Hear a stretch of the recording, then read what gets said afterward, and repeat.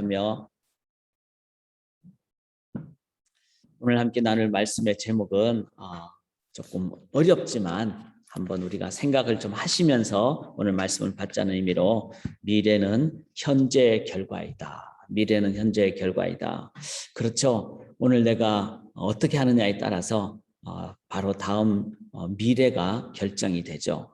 뭐 라면 먹고 자면은 그 다음날 얼굴이 붓고 또 운동을 안 하면은 당연히 건강이 해치게 되고 이런 것은 바로 미래는 오늘 내가 어떻게 하느냐 이게 참 중요합니다. 그렇다면 어떻게 미래를 갖고 싶으세요? 1시간 후, 1년 후 어떤 미래를 갖고 싶으십니까? 당연히 가장 좋고 건강하고 자, 그 미래를 연장해서 죽음 뒤에 어떻게 되고 싶으십니까? 우리는 아무도 모르죠. 그러나 영원 전부터 계신 하나님 그리고 무에서 유를 창조하신 하나님 시간을 만드신 하나님 나를 만드신 하나님 자, 내가 그냥 저절로 된 존재일까요? 우리의 몸은 그 속에 세포 하나만 봐도 너무나 정교하게 되어 있는데 그 정교한 세포가 그냥 저절로 됐다? 그건 생각할 수가 없죠. 과학이 왜 있는 겁니까? 모든 게 질서가 있으니까 실험실에서 하는 것이 그대로 삶의 현장에서 적용되는 인과관계가 있으니까 과학을 하는 거죠.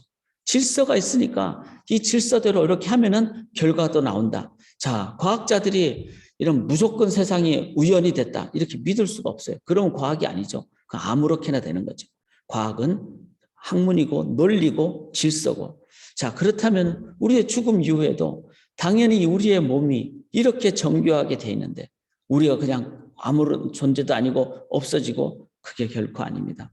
그래서 미래, 즉 나의 죽음 이후에 영원한 삶의 그 결과는 바로 내가 지금 어떻게 살아가느냐 이 부분 또한 연결된다는 거 결국 우리는 미래를 참으로 중요하게 여깁니다.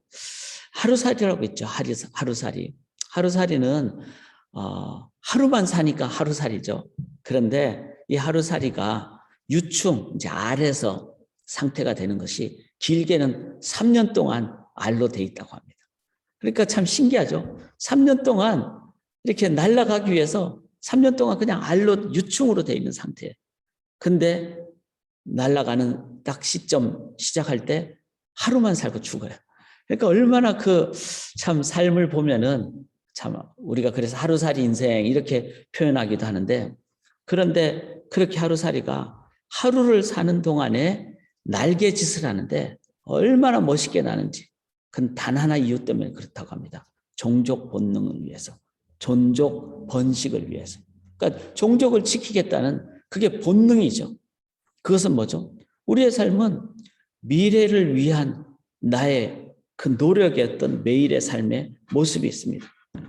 자, 그래서 우리의 오늘 하루의 삶은 바로 종족을 번식하는 그렇게 노력하는 하루살이처럼 우리의 삶의 이제 미래를 나는 무엇을 위해서 살 것인가 이것을 우리가 오늘도 생각할 수 있기를 원합니다. 그래서 오늘 본문 실은 성경이 다 중요하지만 제가 묵상하면서 이 갈라디아서 4장 21절부터 이 본문은 우리의 삶에 너무나 중요합니다.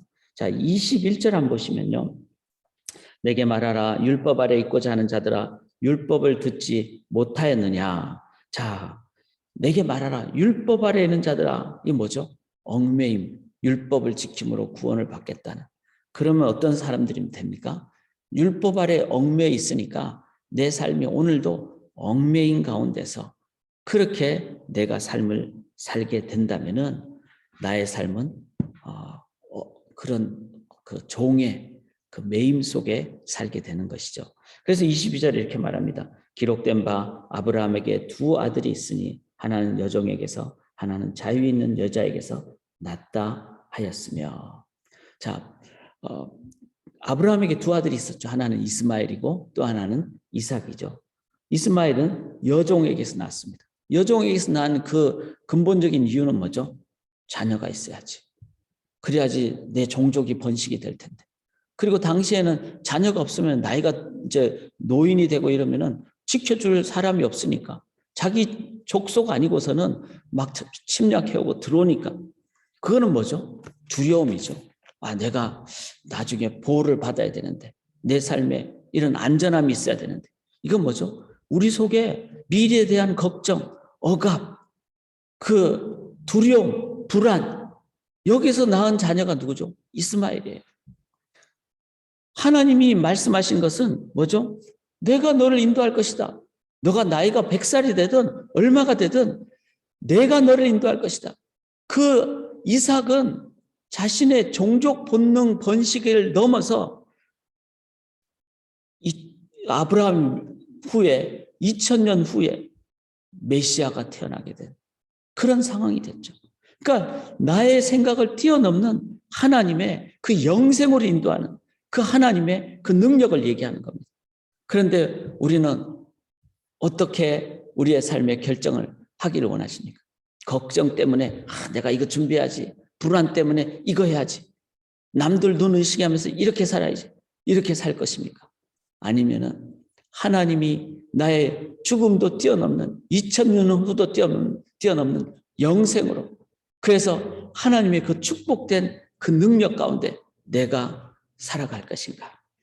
그래서 하나님은 오늘도 우리에게 선택을 하게 하죠. 너의 미래를 너희는 오늘 현재 선택을 한다.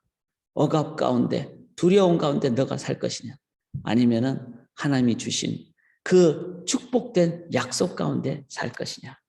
그래서 또 이렇게 나옵니다. 이 본문이 참 중요합니다. 자, 23절 한번 보시면요. 여종에게서는 육체를 따라 낳고 자유 있는 여자에게서는 약속으로 말미암았다. 육체라는 건 뭐죠? 이제 인본주의죠. 그래서 인간의 어떤 본질로 생각을 하는. 그래서 자녀가 있어야 된다. 그러기 위해서는 억지로라도 자녀를 낳아야 된다. 그래서 여종을 통해서 자녀를 낳은 거죠. 내 노력을 통해서 나의 의지적인 어떤 행동을 통해서.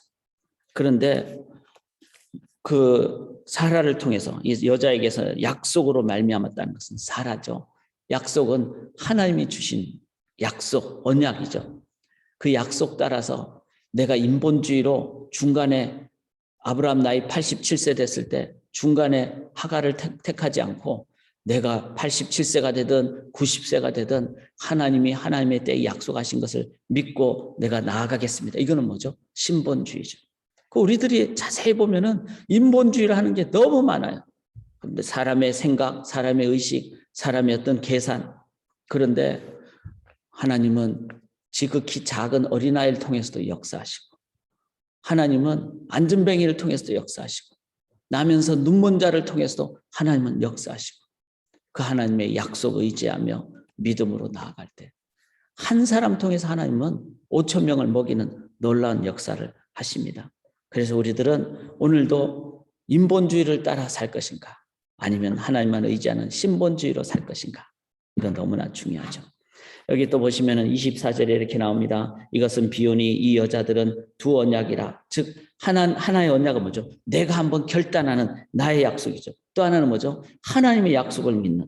그래서 하나는 신의 산으로부터 종을 낳은 자니 곧 하갈이라 이 하갈은 아라비아에 있는 신의 산으로서 지금 있는 예루살렘과 같은 곳이니 자 아라비아 신의 산 율법을 받은 것이죠. 그 다음에 예루살렘 그때 당시 예루살렘 어떤 것입니까? 율법주의가 성행한 즉 인간의 약속은 뭐죠? 내가 하겠습니다. 그래서 작심 내가 신념을 따라서 내 결단을 따라서 하는 거죠. 그런데 그 인간의 신념은 어떤 겁니까? 작심 3일 3일도 못 가는 게 인간의 신념입니다. 그런데 하나님의 약속은 어떻죠? 2000년 후가 되든 철의 년 후가 되든 모세를 통하든 아브라함을 통하든 다윗을 통하든 하나님은 반드시 그 약속을 실천을 하십니다. 그래서 우리는 오늘도 내 신념 따라 하겠습니까? 물론 신념도 중요해요. 그렇지만 믿음보다 신념을 더 앞세워서는 우리는 결코 지키지도 못할 약속을 우리가 매일 그냥 결단할 때가 많습니다. 그거보다 하나님은 반드시 약속을 지키시는 하나님. 그 말씀만 붙잡고 나아갈 때 우리는 가장 바르게 살아갈 수 있습니다. 25절 보시면은 그 자녀들과 더불어 종노릇하고 하반부에 그렇게 나오죠. 그리고 26절에 오직 위에 있는 예루살렘. 이 위에 있는 예루살렘은 하나님 나라, 그 하나님의 그 약속, 성실하심을 가리킵니다. 위에 있는 예루살렘은 자유자니 곧 우리 어머니라. 바로 하나님께서 우리에게 말씀하신 그 아버지 같은 부모님 같은 하나님. 자, 여러분, 내 삶에 그 인간의 노력으로, 그 다음에 남들 의식하면서, 그래서 억압 가운데 종을 낳을 것이겠습니까? 아니면은 위에 있는 예루살렘, 즉 하나님의 약속에 의한 참 자유, 그 자유자를 낳을 것입니까? 우리 자녀들에게도 그렇게 흘러들어가죠. 너 공부해가지고 뭐 너 잘못하면은 그 안 좋은 대학을 가면은 너는 평생 고생을 해. 이건 뭐죠? 종을 낳는 거죠. 그 최선을 다해. 하나님 안에서는 2달란트, 1달란트, 5달란트 다 귀한 존재야.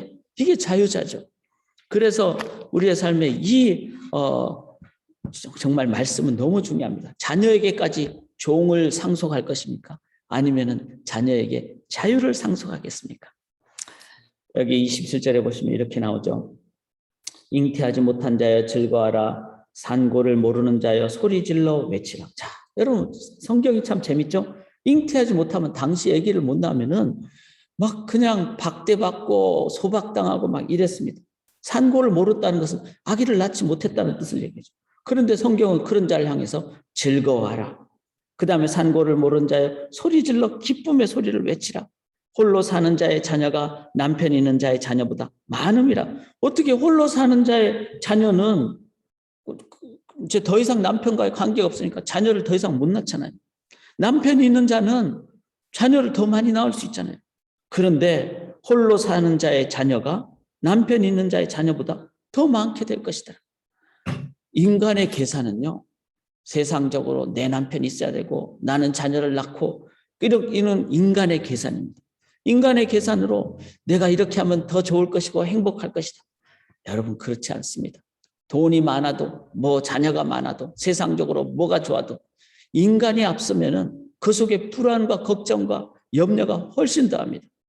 그런데 하나님은 광야 백성을 통해서 홀로 있는 자, 이게 뭐죠? 심령이 가난한 자를 얘기하죠. 하나님만이 나의 전부입니다. 하나님의 그 능력만을 의지합니다. 하나님이 나의 전부가 된 자는 이 세상에서 그냥 일용할 양식이 있으면 돼요. 그리고 세상에 인기가 없어도 됩니다. 하나님으로 풍요로운 자는, 즉 심령이 가난한 자는 이 세상에서 인기가 많지 않아도, 아주 많지 않아도 그 하나님 앞에 서는 자가 진정한 하나님만을 의지하기 때문에 소리 지르고 기쁘고 복되다 이렇게 말씀합니다. 28절에 보시면은 형제들아 너희는 이삭과 같이 약속의 자녀다. 우리는 하나님의 약속의 자녀입니다.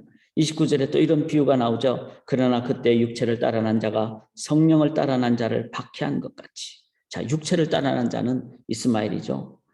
이삭은 어떤 자입니까? 성령을 따라 난 자입니다. 사랑하는 여러분, 육체를 따라 살겠습니까? 성령님을 따라 살겠습니까?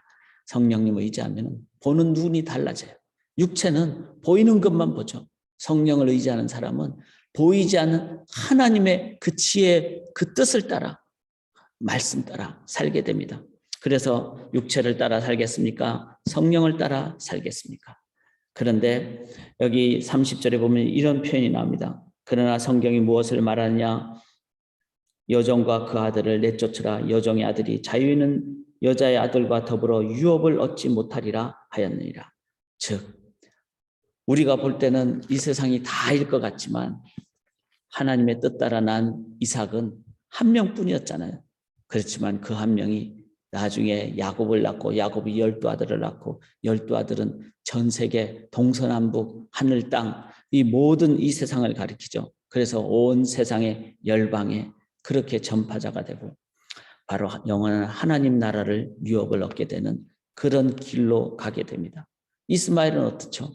이 세상에서 정말 율법주의로, 그 이스마엘의 후손이 이슬람이잖아요. 이슬람은 율법주의로, 그래서 막 나그네를 잘 대접해야지 천국 들어간다. 그래서 이제 선교를 가보면 알죠. 이슬람권 사람들이 손님을 대접을 잘해요. 되게 심성이 좋아요. 그런데 한 번 가고 두 번 가보세요. 자꾸 가면 별로 안 좋아요. 왜냐하면 본인의 노력으로 하기 때문에.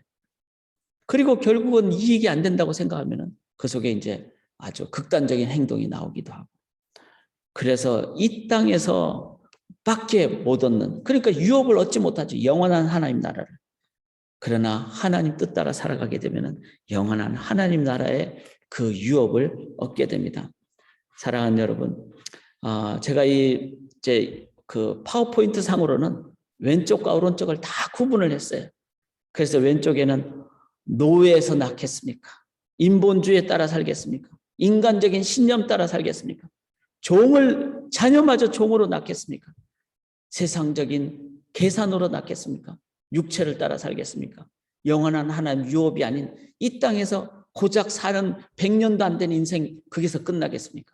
아니면 반대로 감사 속에서, 자유함 속에서, 하나님의 약속 따라서, 믿음 따라서, 그리고 내 자녀가 자유인의 삶을 사는, 그리고 하나님을 얻겠습니까? 성령을 따라 살겠습니까? 영원한 하나님 나라의 유업을 얻으시겠습니까? 우리는 둘 중에 오늘 어느 쪽에 선택을 하느냐에 따라서 내 삶이 괴롭냐 아니면 내 삶이 진정한 기쁨이냐, 이 결정이 나게 됩니다. 그래서 사도 바울은 이렇게 얘기하죠. 30절에 여종과 그 아들을 어떻게 하라고요? 내쫓으라고. 내쫓으라고. 이게 강력한 표현입니다. 사랑하는 여러분, 우리의 삶에 억압되고 인간적인 생각을 하는 모든 그 이스마엘적인 요소를 우리의 삶에서 어떻게 해야 될까요? 내쫓으시기를 주님의 이름으로 간절히 기원합니다. 내쫓을 때, 그래서 내 삶의 참 자유를 누리며 나아갈 때 나를 통해서 이제 행해진 모든 결과는 다 뭐죠? 자유자만이 자유자를 낳게 되죠. 31절의 말씀처럼 바로 내 자녀가 자유하게 되고 또 내가 섬기는 영혼들이 자유하게 되고, 그게 바로 진정한 신앙, 교회, 공동체입니다. 사랑하는 여러분, 오늘도 많은 상황 속에서요, 제가 이 말씀을 묵상하면서 오늘도 교회 와서 이제 뭐 장비를 점검하고 이러는데 처음에 잘 안 됐어요. 그러면은 어떤 생각이 들까요? 막 이게 왜 안 되나? 그리고 막 또 어떻게 보면은 마음이 어렵기도 하고 그것 때문에 좀 더 막 기계 탓을 하기도 하고, 그 다 뭐죠? 그 억압된 모습입니다. 그런데 하다가 안 될 수도 있고 또 하나님 안에서 성령이 역사하시면은 뭐 기계 장비에 의지 않고도 얼마든지 될 수 있죠. 우리의 삶에 이런 상황에 얽매이는 것은 어떻게 보면은 얽매인 종의 모습입니다. 그런데 하나님 안에서는 하나님의 어린아이 하나의 그 도시락도 그냥 외면치 않으시고 다 받으신 하나님, 그 하나님 안에 아들로서, 딸로서, 자녀로서 살아가시면 우리의 삶은 참된 기쁨과 자유로, 그래서 오늘도 그 영원한 영생의 기쁨을 현재의 삶에서 누리며 내가 만나는 모든 사람에게, 특별히 우리 자녀들에게 그 자유를 선포하시는 주의 백성들 되시기를 주님의 이름으로 간절히 기원합니다. 오늘 우리 하늘이 청년부 금요개강 예배함으로 이 자유가 이 캠퍼스에 선포되기를 원합니다.